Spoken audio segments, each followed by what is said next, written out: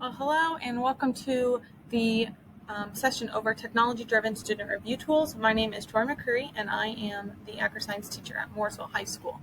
And if you guys would like to follow along during this presentation, I have attached this link down here. It's called a bit.ly. You can just type in this link and it will ask you to make a copy of this presentation, and then you'll have full access of it in your Google Drive account. If you don't have a Google account, I would highly suggest you go ahead and make one now, because if you do any of my other presentations, I'm going to have two other ones, so 3 total with this one. All of them are Google related, and on top of that, Google's just a really great tool to use. So I would highly suggest making a Google account if you haven't already. But you can go ahead, follow this, type in this bit.ly, and you will have full access to this presentation today. With that being said, all of these are the tools we're going to be talking about today. So we are talking about technology-driven student review tools.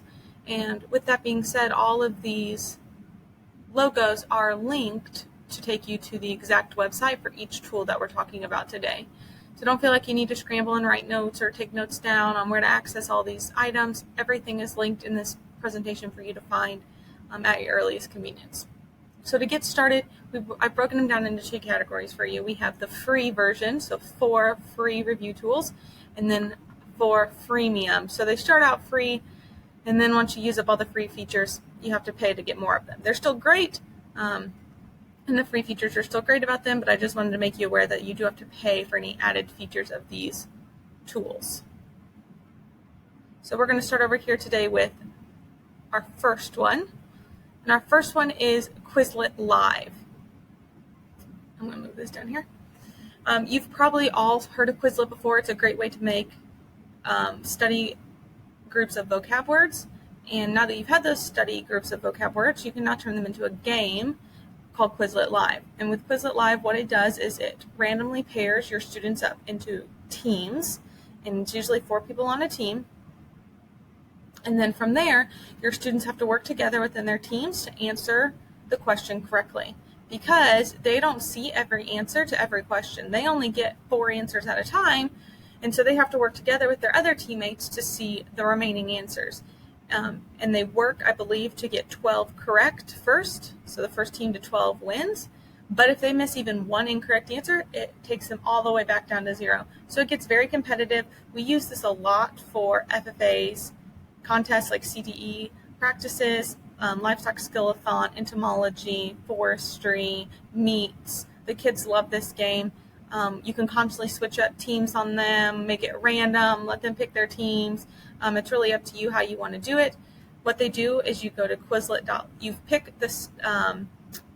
the vocab words you want to study, or the group of terms you want to study. So this example is from our AP or science teacher, because she made this presentation with me when I first presented it.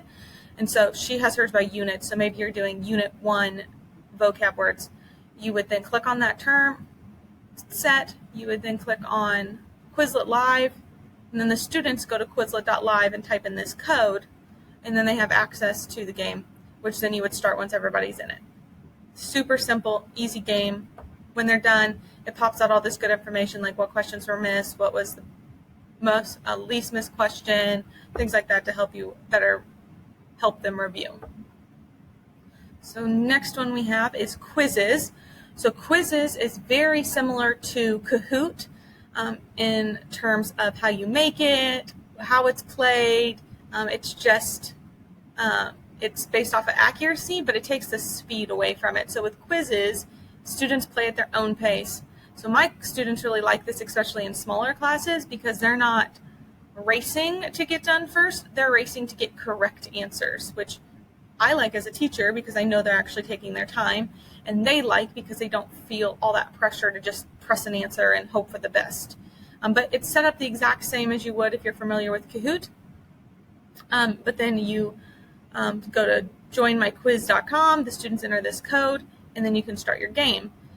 As they move through, as a teacher, you can see their progression through and what their accuracy is and their total score. So this would be an individual student.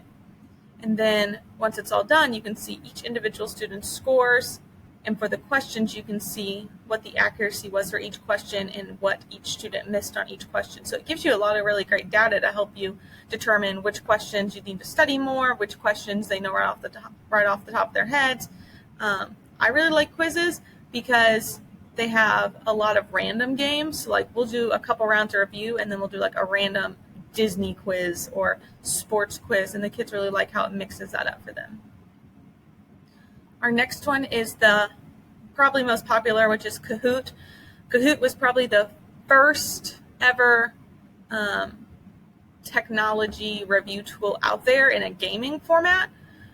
So you have the classic version where it's 1 versus 1, every player on their own device, question up on the board, students see only the boxes with the colors. So it can be really challenging if you're in a classroom that has not really good internet connection. Like my room's outside the building, we don't have the best internet. Kahoot is very discouraging to some students whose devices don't like the Wi-Fi out here. Kahoot has another version called Team versus Team on a shared device. So if you know you don't have good internet and you want to use Kahoot, maybe a couple devices connect really well, you can do shared devices that way and just play in a team mode. Kahoot still gives you all that really great data on what was missed and what students know, but it goes off of speed and accuracy. So maybe sometimes you have students that are a little bit slower. They can kind of get discouraged a little bit sooner in the game of Kahoot. And then finally, for our free ones today, we have Flippity.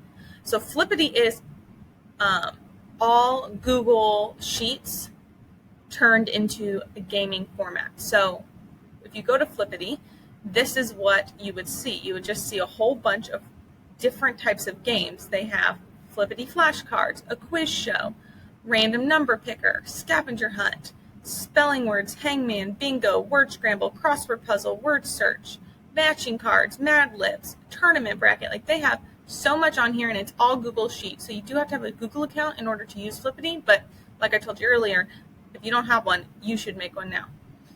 Here's an example I made of a Jeopardy game that I used for Flippity, and it took me less than 30 minutes to make this entire game. And it was for, I believe it was for animal science last year, and we were doing animal nutrition. So I just very easily put the question, picked out the categories, and you can choose from 1, 2, 3, 4, 5, 6 different categories. You don't have to use them all, though. It gives you really nice instructions on the sheet on how to fill it out, but you can have up to 6 categories and a final Jeopardy question. Each category has up to 5 questions, and then you just type in the question and the answer for each one. It is that simple. And then you can have 4 teams, and this is what the game board looks like when you get ready to play. And then you just split your class up into however many teams you have, and then you just play Jeopardy like you normally would. So that varies classroom to classroom. Like my classroom, we play the typical Jeopardy way, but you don't have to answer a question. I know some people play so everybody can get points, but this is just one way I use Flippity. I've used the tournament bracket for FFA stuff, and we had a cornhole tournament. I've used the crossword puzzle and word scramble for in-class activities. There's so many different ways. I've heard teachers using the random name picker before in class, which really terrorizes kids. So if you really want to make them angry that day, use the random name picker. But this is probably the best underrated tool out there on the internet, Flippity. So that is all of our free tools. And now to our freemium. So the first one I'll start with is edpuzzle. So edpuzzle is a website where you can go and you can choose from an array of videos from YouTube, the internet, Nat Geo, all over, or you can import your own videos. Once you've chosen a video, you have the option to input different types of questions throughout the video. Those questions could be multiple choice questions, short answer, or true and false. And then as students work their way through the video, it pauses wherever you have inserted a question, and they are forced to stop and answer that question before moving on. So you are inputting those check for understanding throughout the video to ensure that they are understanding what they're watching and not just breezing through or not paying attention to the assigned YouTube video that you may have given them for homework. Once a student has watched the video, it tells you what their grade was, how much of the video they actually watched it, how many correct responses they got, and how much time they spent on it. I really like edpuzzle, because when we were e-learning, I did this for all my PowerPoints, not to not to like embed, I did embed questions in them, which made it nice, made it more interactive, but it also like ensured that they were reading the material, which during e-learning can be a challenge.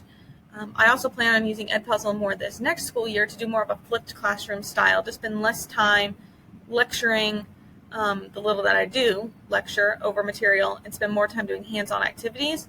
And I'm also going to try to get them to watch more videos, because you can learn so much through pre-made videos. And the great thing about edpuzzle is I never have to actually make a video myself. Like, I don't have to go in and find a video and add questions myself. 99% of the time, a video is already made with questions in it. I just have to go through and maybe trim it down, take some questions out, maybe change a question or two. It is that easy. With edpuzzle, you can make 20 videos before you have to have a free account, or sorry, a premium account. So with your free account, you can make up to 20 videos. Now, with that being said, you can always just delete them when you're done with them, and then it takes away from your total. So like, if you're in animal science and you watched a video, just delete it and then add it back next year. It does not matter. Once your unit's over, delete those videos and then add them back next year. Yes, it's a little bit more work, but it's saving you from having to buy that premium version.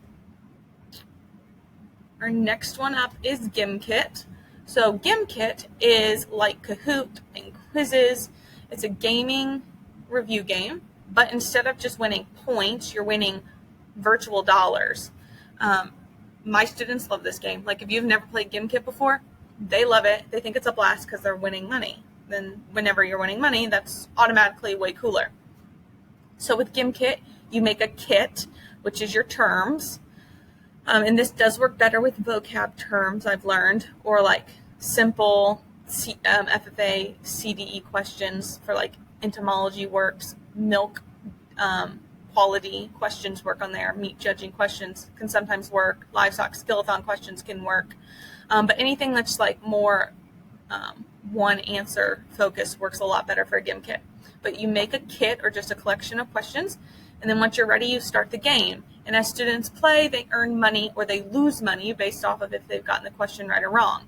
And as they're earning money, they have the option to add these power-ups over here. So they can power up to have more money per question. They can add up to get a streak bonus. So the more questions they answer in a row, they get more money. They can get multiplier, so more money for each question they get right. Insurance, so they don't lose as much money when they get a question incorrect. They can even freeze out an opponent or do other things to their opponents, which makes the game a lot more interactive and a lot more fun for them. As a teacher, once the game is over, you can see what everybody's final balance was, the number of questions correct and incorrect, and the accuracy, so it gives you all that nice data you may want. The thing with Gimkit is you can only make 3 kits before you have to buy the premium version. So you can delete kits out and keep adding them in, but you can only make up to 3 before you have to go to that premium version. So there's the downfall to that. I will say Gimkit was made by a high school student, I believe in New York, who wanted something more fun than what his normal review games were. So it's kind of cool that this is made by a high school student for high school students. But yeah, that's Gimkit. And then our last one is Factile. So Factile is a Jeopardy game. So with this Jeopardy game, you can have up to 3 games before you have to have the premium version. With this one, you can have 6 categories and a final Jeopardy. Still those 5 questions in each category. But you can have up to 25 teams. So you could do individuals if you have a small enough class, which is kind of cool. Like, each kid could be individually playing. And then once you've made the questions, which making questions is very easy, you can just copy and paste them right over. Depending on if you buy the premium version, you can add pictures or audio or graphs or whatnot. Each team gets a little cool character, so they have fruits and vegetables and animals and people. It's kind of neat. But then it's very easy to play. You just project it up on the board. You would play like a normal Jeopardy game. I did use Factile for a long time until I found Flippity, and then I just started using Flippity because it was free and I didn't have to delete out my games every year when I wanted to do something new. But this is still really fun if you want to make like some solid review games that maybe you have some FFA review questions that you always want to put in and always use every year. You could use Factile to do that. But like I said earlier, these are our categories that we have. We have our free ones and our freemium ones. I'm sure there's hundreds of other review games out there. I was just on a time constraint to talk about some of them today. I really had to cut down my list because I love review games. I use them all the time in my classroom. So if you have any other ones, feel free to send them to me. Here's my contact information.